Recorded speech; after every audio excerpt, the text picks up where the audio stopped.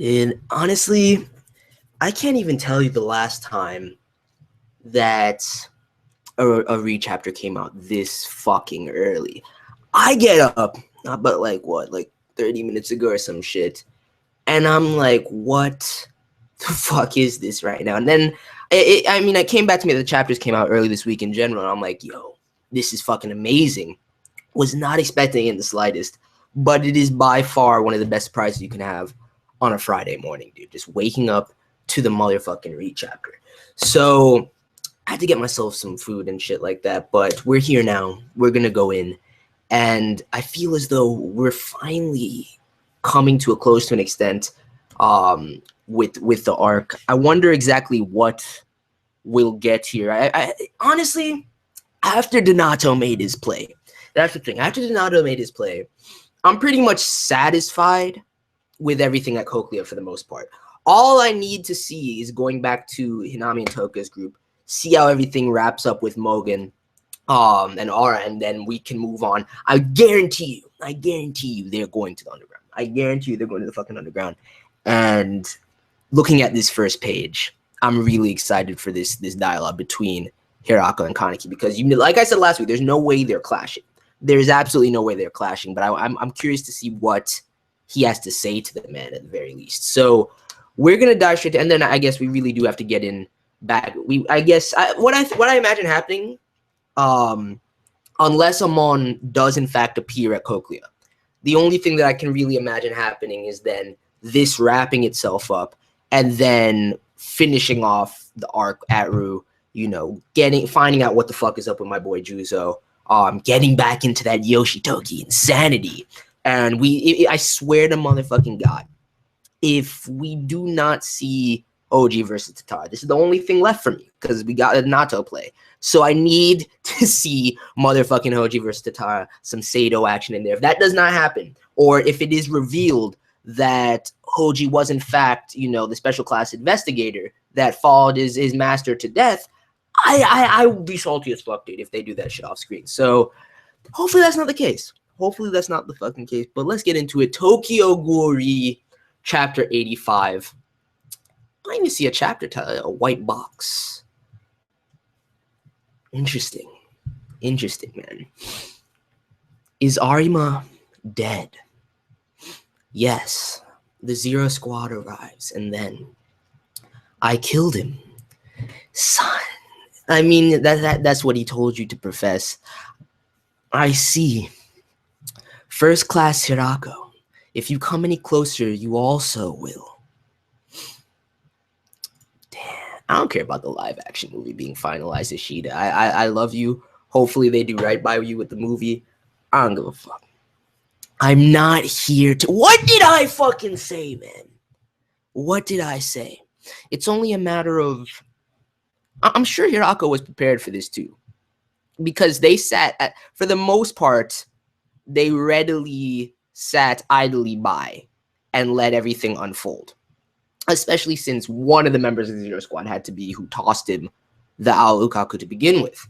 So the Aokaku hit to begin with. So I'm sure this is exactly that. At the very least, Hirako probably knows that this is the ultimate outcome that Arima desired. You are a terrible liar, son. Just seeing through the man too. See, this is why Hirako. This is the perfect time to actually peer into Hirako's psyche a little bit, because he's been so stone-faced the entire time. You can never really put your finger on how the man is feeling, aside from an implied distaste for Arima, which ultimately, upon the revelations concerning the garden, I would say it makes sense to me, unless Hirako, and I think Hirako is just normal. I don't think he was bred in the garden as well, so he probably has that kind of apprehension towards him, and that this is because of that. But then again, I don't know, man. It's weird. Let's see what we get. But he easily sees through Kaneki. There's no way Kaneki was gonna lift a finger against him in this moment. And this panel, man. Arima, R.I.P. to the god. I've had enough time now to where it's sunk in and I'm okay, but it still feel heavy. Squad leader Hirako. May we say our goodbyes to Arima. Damn. I feel like this is the first time we've actually seen the faces of any of these Zero Squad members, too. So young, but all of them are from the garden as well. Son, this chick right here on the right side. Interesting look for her. I'm not even gonna get into what that reminds me of, but damn. Seeing them weep over his like that's fucked up. That's fucked up. Children of the garden. Kisho Arima was hope itself for them. Damn. Hirako, are you? I am a mere underling. Of course not. I was gonna be if it's revealed that Hirako is from the garden, I would have been remiss to be like, yo, what the fuck is this? Because everything about him does is screams, you know, just your averages and trying their hardest.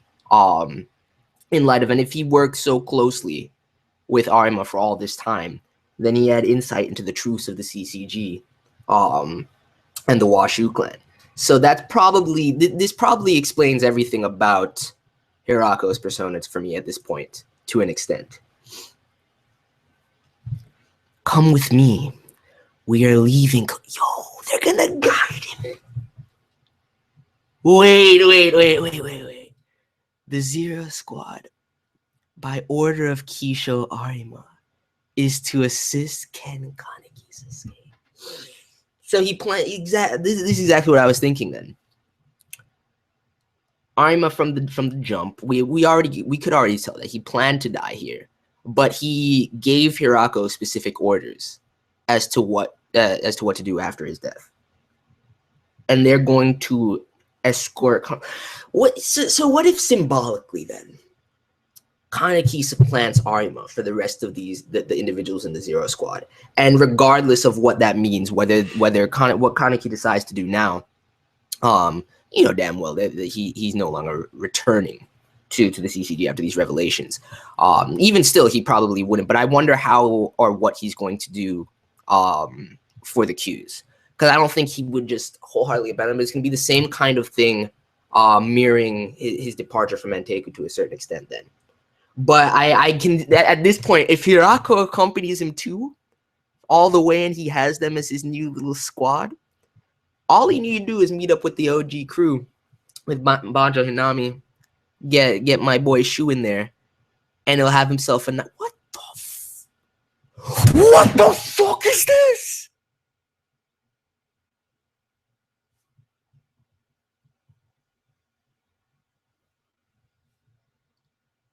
What the fuck just happened? Wait. No. Yoshitoki is dead? And what is this huge ass fucking detached cognate tendril in his gut? Where's Maru?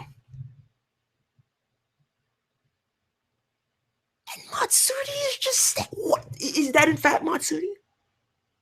Special class Washu. Up.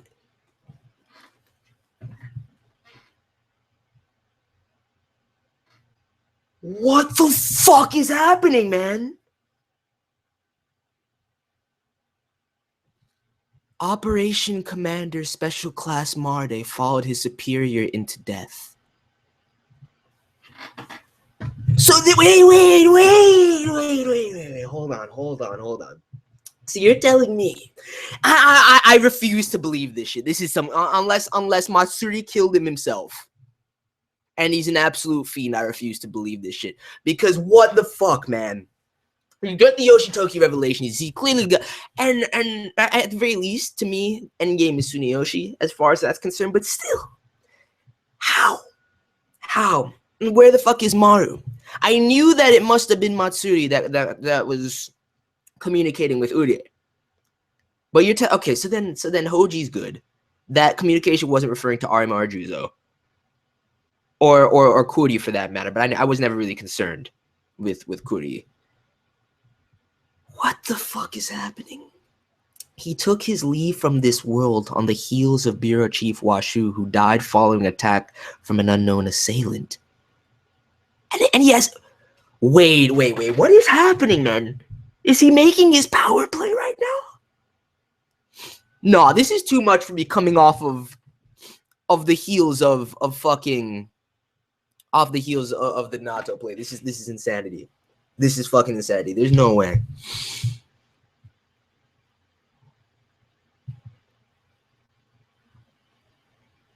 What the fuck is happening? I will assume general command. The situation here is under control. Urie, provide assistance to special class HOUJI.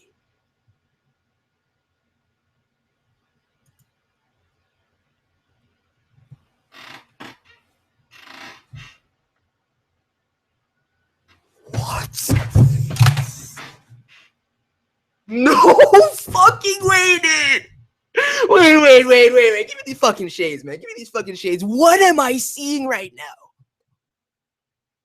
So did he not do it then? This man is crying out Papa and weeping frantically.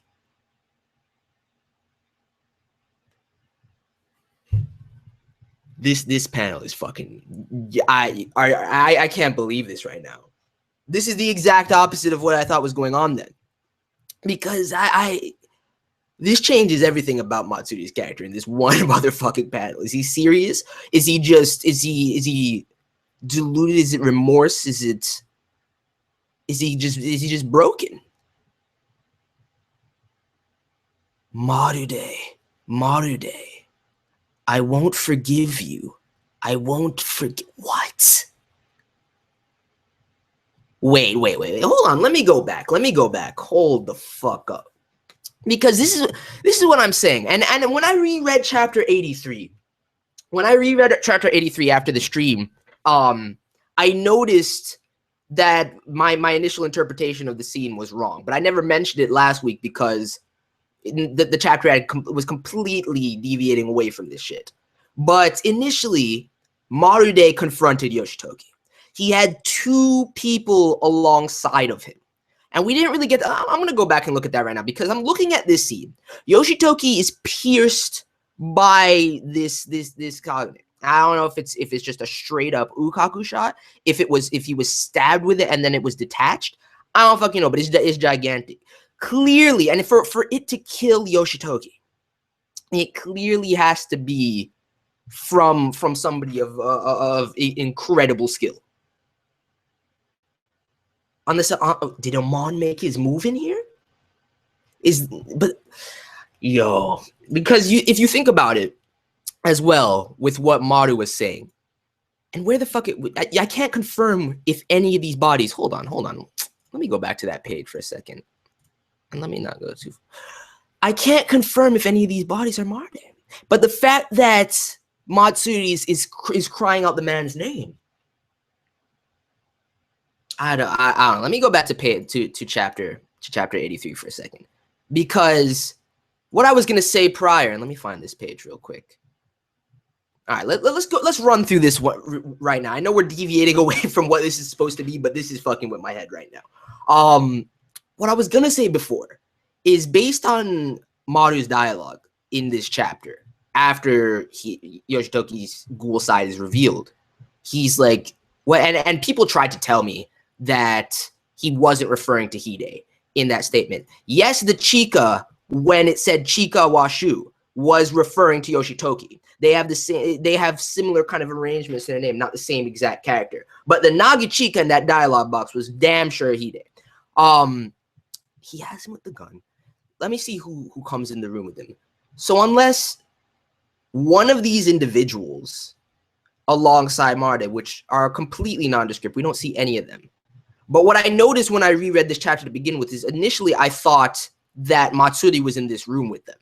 He's not in this room with them. It's just fucking Yoshitoki by himself. This panel after the confrontation, after Marude lets off the shot,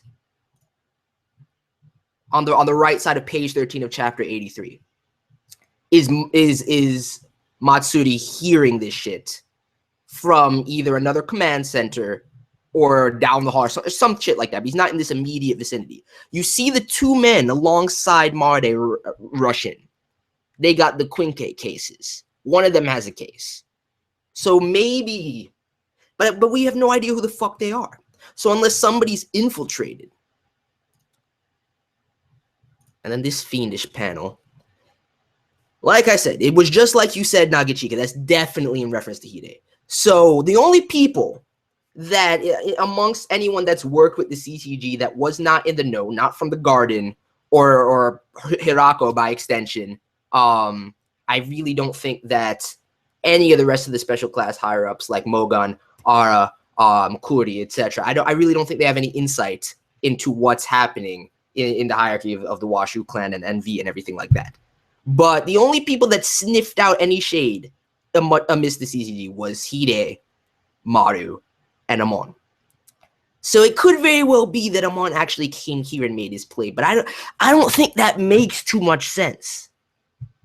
I don't think that makes, and then there's nothing else for me to gather from this. But there's only 3 bodies in this room, and there were 4 individuals to begin with. If you look at page 7 of 85, Marude, the 2 people with him, and Yoshitoki. You see these I can't tell if any of these are Marude because they're both like have their heads decapitated. There's some crazy signs of struggle with a shit ton of Kagane slashes amidst the room.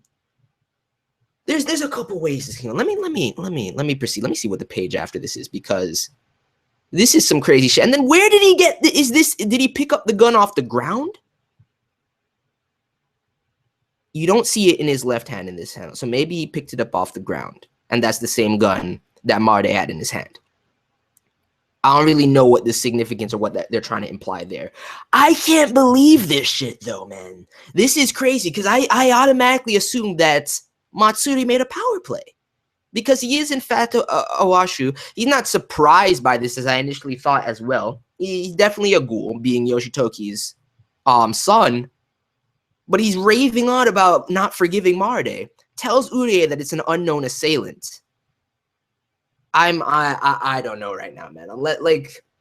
There's the only thing I can think of right now, given the body count, is that there's some sort of smoke and mirror shit going on right now, and Yoshitoki is still in fact alive, and somehow, you know, he positioned one of those bodies to look like him. But that's some straight up Uta level no face shit. Doesn't make enough sense to actually be a legitimate theory.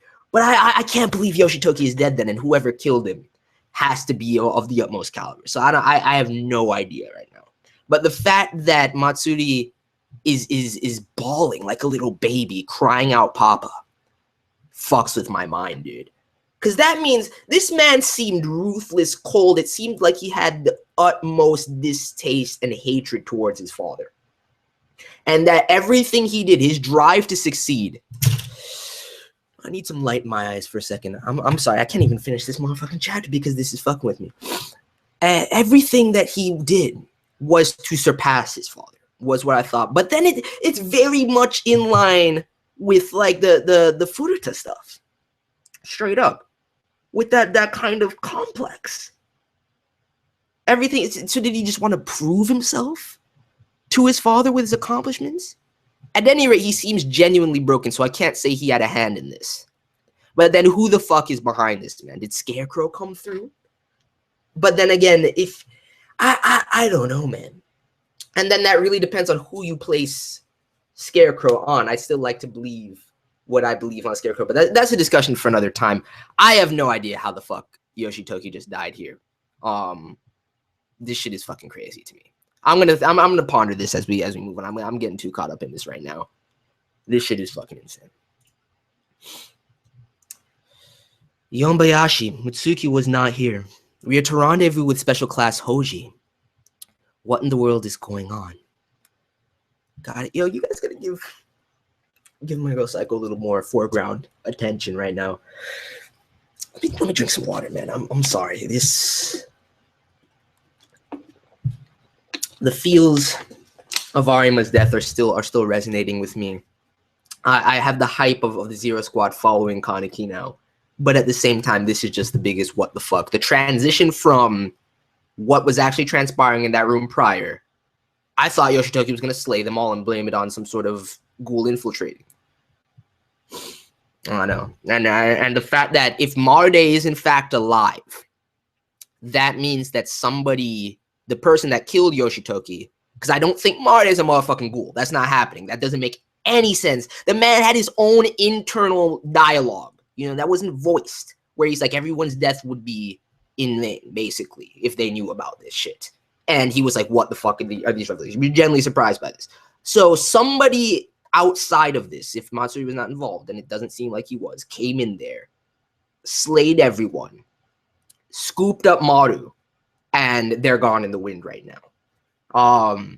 And whoever that individual may be, whether it be a Mon, whether it be a Scarecrow, I don't know who else could be making moves like this. I wonder if Hide, if you choose to believe that my boy is still alive, which until we're 100% proven otherwise, even with the events that have transpired in this arc and, you know, the kind of the internal dialogues with Hide and Kaneki, I still choose to believe, because there's so many disparate theories with Hide, that any one of them, I mean, some of them have been eliminated at this point, but still, there's still enough to where I wouldn't be surprised. And if that's the case, whoever this was is most likely in communication with him, if he is in fact alive. If he's not, I still have that. Either way, it doesn't explain what the fuck is truly going on here, but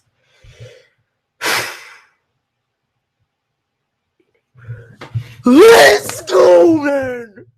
Oh my god, the time is come. The time. All right. Ishida, man. Even on the trail ends of the arc, having the craziest chapters precede this is still hype as fuck right now. In exterminating Yan, leader of the Chishi line, 15 special class, 30 associate special class investigators, over 100 people laid down there. This is the first time hearing about this, HOUJI. This is the first. You're telling me it took over 15 different special class investigators. Son. I estimate that this man, his younger brother, is even more dangerous. And look at that TATARA panel, man. Look at that TATARA panel. Yo. Akira. I ask you to fight under the assumption that I will die here. Oh, OG's most definitely going out, dude. He's most definitely going out. Yeah, but I like the fact that Akira is here also. I'm glad she is, because I definitely foresee Sato coming into this mix. What he does when he gets there is another story, but I definitely see the man coming in here.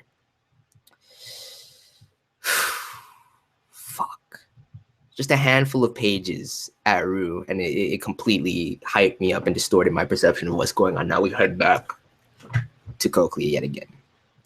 Assist my escape. That was our intention from the very beginning.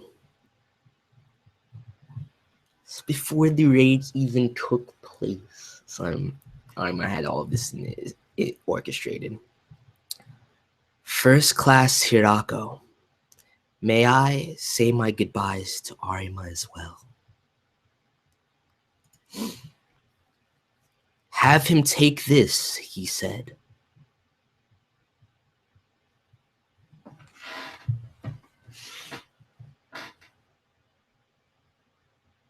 Fuck.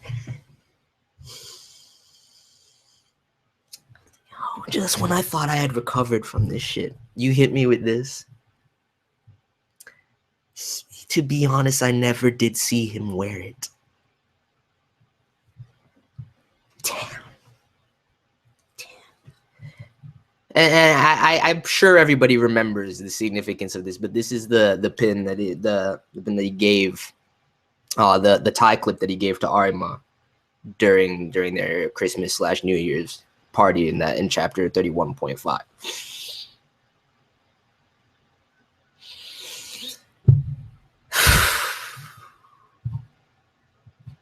Son. He Ainu, the aged eagle. He who is old and wrinkled and tired of pain, of snow-white beard, of majestic Attis. He sharpened his mind. Wait. Hold on. What is this? What is this?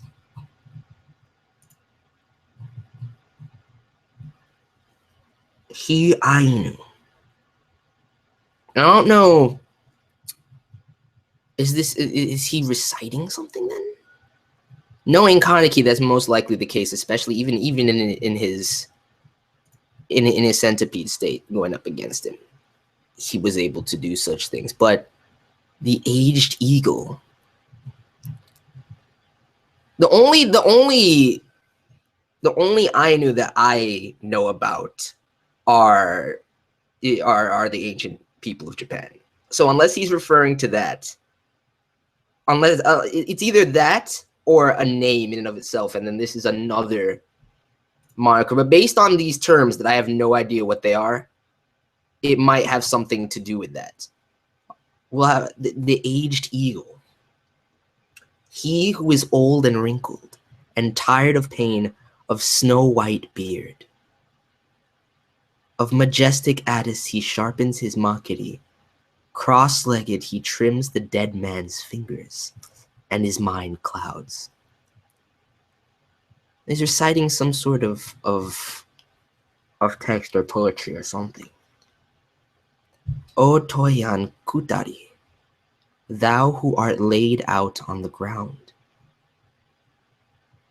Basically, as a eulogy for the man's death. And this panel is fucking son.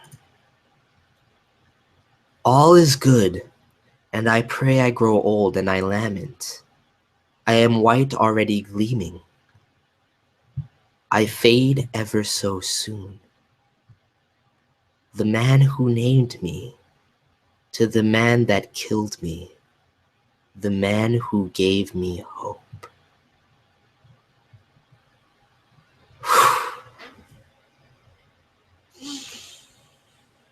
And look at these panels, dude. Ishida going incredibly hard with the symbolism. And the paneling is godly. I need to think about this whatever it is he's reciting in a second, but you see the checkerboard pattern that is always encapsulated on Kaneki's mentality from ever since the torture. And they're being filled in. The black squares are being filled in with white tiles. And so you have it on the right side, the man who named me. And you see the combination. This is heavily symbolic, dude.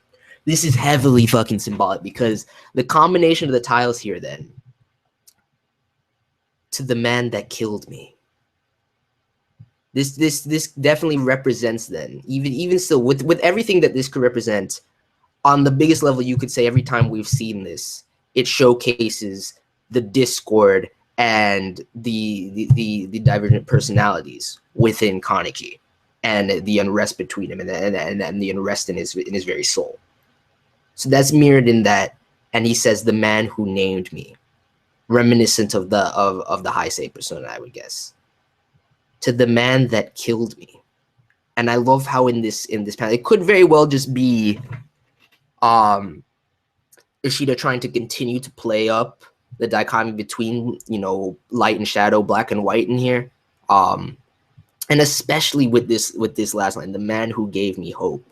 And you see all of the tiles filled in white, the flower bed completely white, playing off of that line that Arima was the hope of the Zero Squad as well. It's almost as if, and it mirrors as well, going back to the chapter and the words that the construction of Hide spoke to him in his mind, telling him to live.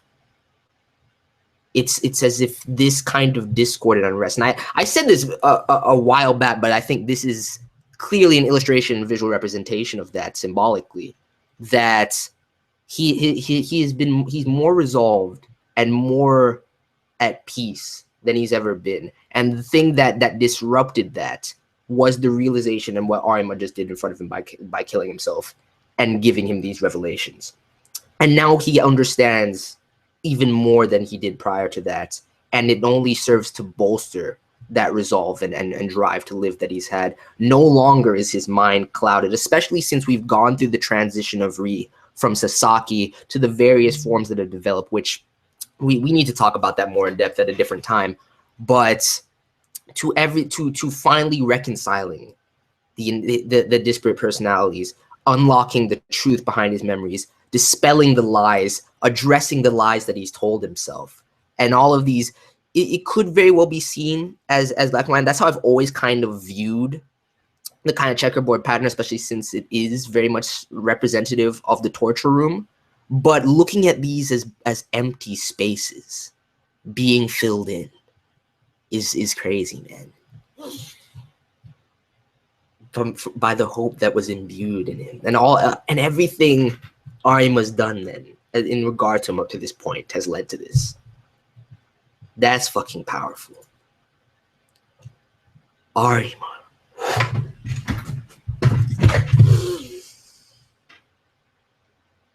Oh my god, man.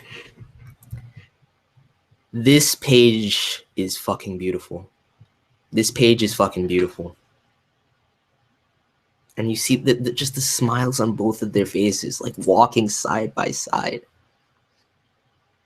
The parallels. Oh my god. That's crazy. And is that his? No, okay, I was about to say. That would have been a bit too much for me. You were my teacher and my father. Fuck! This is some Ishida, man. I had just, I'm not crying today. I'm not letting it happen. I'm not letting it fucking happen. I've already shed enough tears surrounding this event. I've already come to terms with it. I'm not letting you get me again, man. I'm not letting you get me again. This is powerful. This is fucking powerful. I was oh so happy. And is he leaving this here as sort of a tombstone type of marker? Is that the rest of the shattered Al Quinque, or is that a portion of the Kagane that he's kind of emitting from that Kagane claw hand that he has? Either way, dude, these panels are fucking powerful in every regard. And think about this dialogue box. And I want to go back and reread basically, you know, that he read from. But I was oh so happy. Think about what in the flashback that we got, like real early, like around between chapters 7 through 9, after we got, you know, the confirmation of Ri and what Arima asked him, and we got the chin touch, and he was clearly lying to himself at that point. He says it now. I was oh so happy. 100%. This is only in hindsight that he can truly believe in that. To have had Arima to guide him as his father, as his mentor. Now realizing that everything he's done, what was on one of the things that he never wanted to do. What does this say? Into the depths. Son, I swear to God, too, if that next issue tagline means what I think, because if we get the underground arc that I'm so heavily craving, because I think that's the scene. That's where you need to be to realistically unveil the revelations concerning One-Eyed King. Regardless of what you believe it to be, whether you believe it to be Kaneki, whether you believe the old One-Eyed King from centuries old One-Eyed King to still be alive, which that's neither here nor there. Either way, I believe the underground is the perfect setting, knowing what we know about it. Hitting up 23rd Ward, if that's what this refers to, and especially since Hinami and Toka's group has kind of escaped down through, you know, the compactor, and they like, as it said last chapter, they are outside of it. I believe they're heading into the underground as well. If that's the path that the Zero Squad takes, and they would be familiar with it, with all of the whack-a-mole operations that they've done. It's a fucking beast, man. Thank you for watching from on high. Damn. Oh shit, yo. Wait, they got a translation note for this shit, man. Final scene of this chapter features Kaneki reciting a poem over Arima's dead body. The poem he's excerpting is a song of the old Ainu by Kitahara Hakushū. You can look it up online, but there are no available English translations. Oh, but I will look it up online. Thank you. Good people at Manga Stream. I will explain some terms referenced in the poem below. Wait. Oh. Yo. You guys are wonderful people, because I was just about to have to go back to that dialogue, to whatever he was reciting, and try and pick that apart and look up the terminology. Because I knew I was right about that. That's the only thing I recognize. A race of indigenous people that lived in Japan prior to the establishment of Japanese civilization as we know it. Similar to Native Americans living in America before the arrival of the settlers, today Ainu have almost completely died out and their language is moribund. Ainu I know about simply because I've done, you know, a mile for it and studying of East Asian civilization when I was in college. And so I know a bit about Ainu. To put into context for you, if you're just an otaku, to kind of give you an idea of what you could place on the Ainu, I'd say, or where you can see them in like anime or manga or something like that. I'd say Princess Mononoke, Ashitaka's tribe, is based off of, you know, Ainu culture, and everything that's happening outside of that kind of mirrors Japanese, you know, even though it's going so much further into the future, to the point where they're hitting industrialization and stuff like that, it still kind of mirrors that encroach to an extent alongside, you know, the symbolism of the film in general with you know, kind of that overtaking nature and everything like that. But that's the only example I can really give you in light of that. But let me open up this chapter on another page real quick. Let me duplicate this shit because I wanna read these terms because I'm not familiar with any of these other terms. And I want to reread this poem again. And then I'll go look into the chat, man. I'm sorry that I've ignored you guys for so long, but I don't trust you to not spoil this chapter. And I'm glad I didn't look at it because that fucking Yoshitoki shit is still fucking with, and MATSURI shit, dude. That's fucking with my mind. I have no idea what's happening with MATSURI and MARUDE, but let me read this again. He Ainu, the aged eagle, he who is old and wrinkled and tired of pain, of snow-white beard, of majestic attis, a coat-like garment important in Ainu culture, could be used for everyday as well as ceremonial occasions. Okay, that makes sense. He sharpens his makiri, which is clearly a blade of some sort, a type of knife used for a variety of tasks in Ainu life.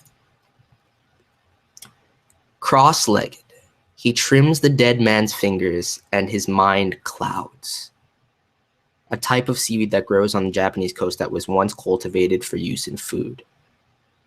And then this line that he uttered, which, I mean, I don't think they need this note here. A folkloric name for a fallen tree literally mean one who is stretched upon the ground. Toyan Kutari. This information was gathered mostly from the book The Ainu and Their Folklore by John Batchelor, which is conveniently available on Google Books. Till next time. Vox. Dude, I have to really applaud Vox for these notes right here. Because otherwise I would have had to look up every single one of these terms, and that would have been unnecessary. So thank you for that. But this in context makes so much more sense then. It's basically, it's the perfect eulogy in light of the life that Arima led to begin with. He who's old and wrinkled and tired, he had come to the end, and you really see that in this panel, to be honest with you, with his shortened lifespan and everything like that. He had led this trying life. He had almost gone through the motions, as he mentions, you know, of majestic attitude, and all the while it adds this kind of reverence to Arima's character, but sharpens his makiri, cross-legged, he trims the dead man's fingers, and his mind clouds, and ultimately, O Toyan Kutari, thou who art laid out on the ground. And what does he say after this? All is good, and I pray I grow old and I lament. I am white, already gleaming. I fade ever so soon. I don't know if that's still part of the poem though. I'm gonna see if I can look up that poem later and translate it, but either way, it mirrors the symbolism on page 15 I was talking about perfectly. But at the same time, it kind of showcases this life that Arima's led, subjected to these trials, never once choosing anything for himself, going through the motions, and all the while his mind clouds, growing more and more desperate, falling deeper and deeper into a sense of despair, into self-admonishment. And now he's gone. Dude. This motherfucking chapter right here, I'm done. Let's see what's good with this chat now, because I need to step away from the chapter. I'll reread it later. I need to step away from the chapter for a little while. Let's see what you guys have been saying up in here. It sucks because I can't go back. There's too many of you in the chat. I can't go back to the beginning. So all I can see is at the point that I busted out the shades, which was when Matsuri was going in like a fiend. I mean, if he was acting, what purpose would that serve? What purpose would that serve for him to act like that when there's nobody around? The only thing that I could think, if he was in fact involved with it, the only thing that I could think is it's either a deep sense of regret because this complex, this father complex, which I wonder if this is a general Washu trait that just kind of goes through you. Although you don't see the rest of the people in the garden kind of seeking that approval, or at the very least, Arima was not. But I don't know, man. I would have to say there's no reason for him to act like that unless he just utterly broken and batshit crazy. And he did it. There's sort of a schism in his persona. I can't imagine that. I think that was genuine. And I think that I still realistically have no idea there's no way to tell for sure what the fuck just transpired in that room. All I know is that Marude is most likely still alive, because he wouldn't say that unless he had some idea of what the fuck was happening there, or who was behind this to a certain extent. Potentially, picking up the gun and him kind of analyzing it, to me, speaks to that a little bit. But at the same time, who came in there and swooped up Marude then? Unless because I know he wasn't behind that. And they killed off the two people that were alongside him as well. Unless Yoshitoki did that in the struggle, and then whoever came in there killed off Yoshitoki. Like I said, and realistically, with Donato and Uta moving, I guess we don't need to see Amon go confront them at this stage.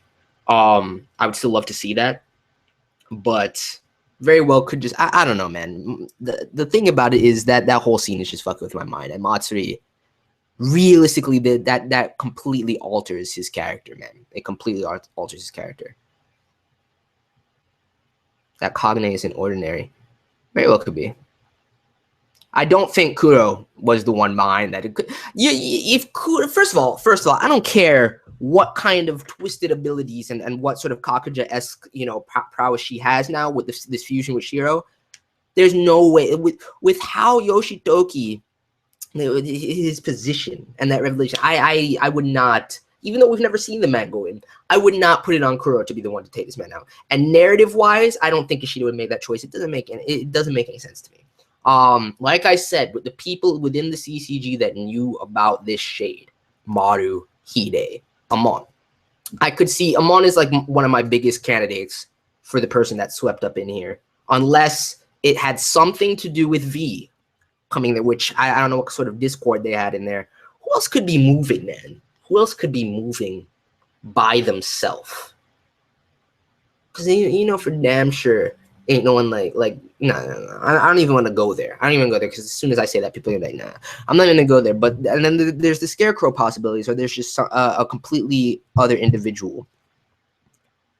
I'm wondering what's up with the gun though. That him picking up the gun and looking, was that what signified to him that it was in fact Marude that was involved in this, and then he doesn't really know much else outside of that. But if Amon swooped in there, I still like the idea that if Hide is in fact alive, they're parlaying now. And I would say that he's most likely there, but just because Donato's made his play, Kuro is on Ru. So it's pretty much the way it would go.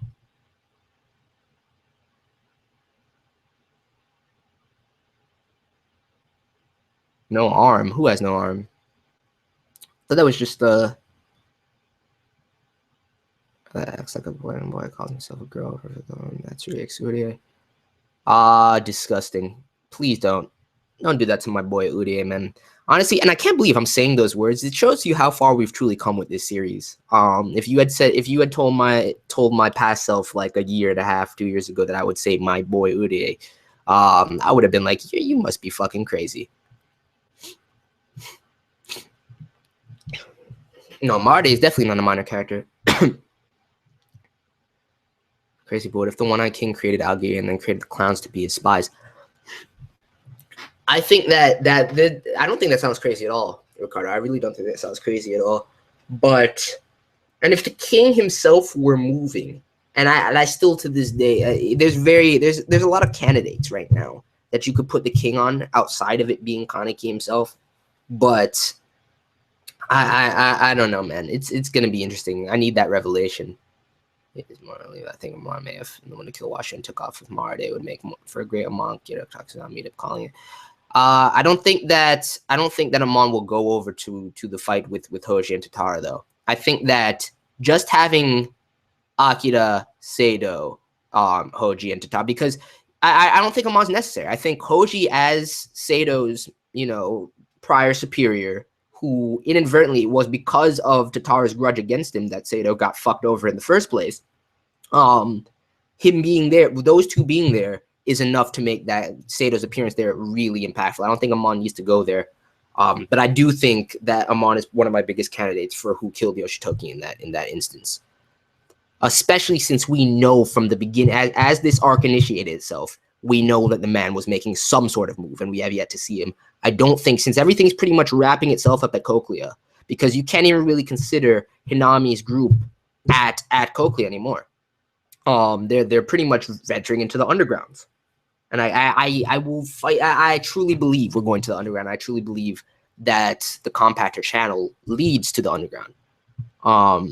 Makes the most sense, especially for thinking about what kind of even the build up at Ru that we got concerning that. With Misa and everything like that, the dwarf clan, and then various things like that, it just shows you the expanse. And it's something that after rereading, it was the last time that I reread part 1. I've been meaning to make a video on it. I just never have the time to make these discussion videos. But I've been meaning to make a video on the underground in general. And with all that build up, a lot of the stuff that's played up, about it in part 1, especially with the whack-a-mole operations, I really think we're heading there. I don't know how long we're going to be in there for. I don't know what kind of revelations we'll get while we're there. It could just be a transitionary period, but I definitely think we're going there. So that's going to be hype for me. I don't think Psycho's going to go in there either. Uria going in there is going to Uria versus Tomei rematch. Yeah, I definitely see that. I definitely see that happening right there. So what's happening in CC? What did I say? You got no chance with Noro Kinke. She's gonna be lit. Yeah, Ure's about to go in, man. Ure's about to go in, and we still have no idea where Mitsuki is at right now, man. That's something that we need. I honestly think we can end the arc without them finding Mitsuki though, and have her roaming. Because with the current mental state, it's crazy. There's still a lot of factors at play, but we're definitely transitioning into the next arc right now. That's what I like to think about Scarecrow, man. That's what I like to think. But there's disparate theories about Scarecrow. I choose to any theory that involves Hide. I rope it in. I rake them all in. I rake them in, and I entertain them. You know what I'm saying? Because that's Hide's my boy, and I need some sort of play. If he's dead, that's what I've always said since the end of part 1. If Hide is in fact dead, it's impactful in and of itself, and everything that Kaneki's experienced in his mental drives that even further. But if he's alive, it leads to so many even greater possibilities, man, that I really would love to see that. Either way, he's gonna be my boy. Even if there's shade surrounding the man, he'd still be my boy. Tatara's got to be a triple S. I think he's a double S plus at this stage. with no real cap. Because I think you're hard pressed. Because even think about like Shaji and stuff like that. Like I think you're hard pressed to get that triple S rating unless you are in fact a Kakuja. So unless Tatara is revealed to be a Kakuja, I don't think you're gonna get on that level. Either way, the fact that realistically though, if you think about it, and they did give and risky. But the thing about Yoshimura is that he had multiple Kakuho. Not even from that, he was just a god. And he did cannibalize, but even still, just a god. It was one of those cases like Rise where his base talents were just so high that, and ultimately it was that plus the swap with him and Eto that gave him that rating. Minamo is I expected at first would be that low, but he's definitely a double S at the very least. I would think that if anyone, I don't know, man. I don't know. The fact that they said that his brother killed off 15 special class and 30 associate special class before they took him out, that's triple S levels right there, man. So if he's and they're I don't know, man. I don't know, but at this point, the ratings are not really in the say. I don't think Akira needs to die here. If she does, I think it will be by Sato's hand. If he does in fact prove to continue down that path, Ishida could throw us a curveball with what Sato does, though.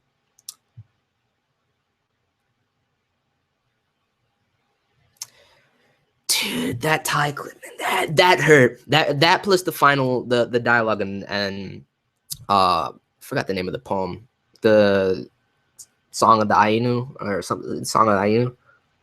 That shit brought the feels back too heavy for me. I need to suppress that shit hard. I would give him that. I would give him that level. I would give that level to Arima for sure.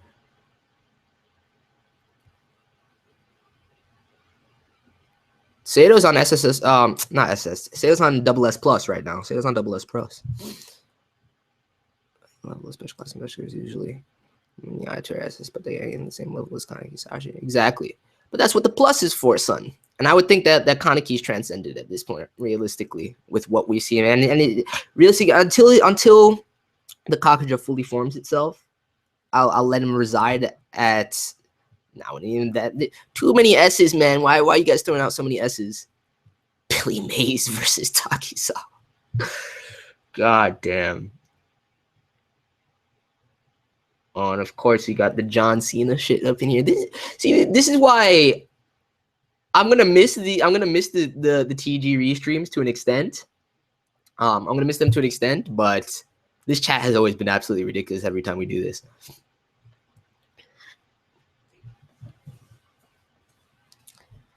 I would have been mad salty if that got off screen. I'm hype as fuck right now.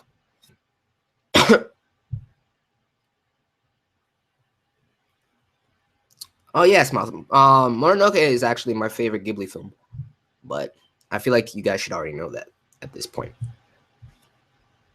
Or no, you probably wouldn't know unless you've been with the channel for the last year and a half at the very least.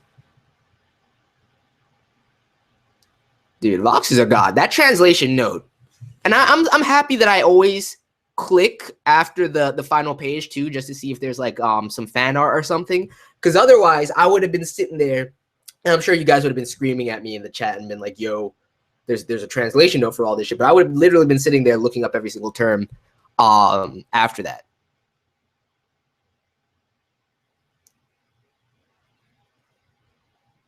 Yeah, I want to get. There will definitely be some sort of flashback to an extent. I don't know how long it will be.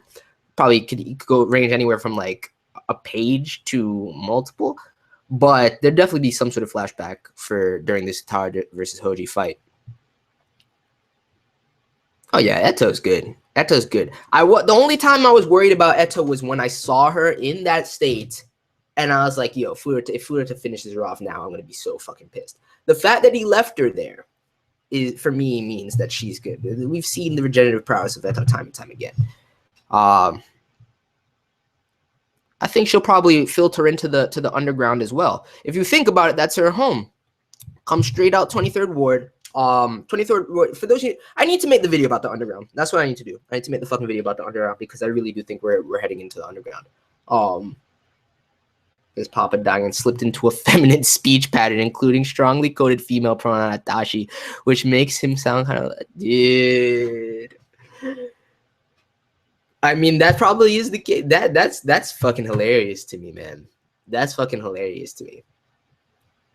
Dropping knowledge on us, man. But with that, I'm gonna get up out of here. This chapter was crazy. There's still some things I really want to think about, but this chapter was crazy. And one thing I do want to say before we leave, and yes, I did, like I said, I will try and make this video on the underground.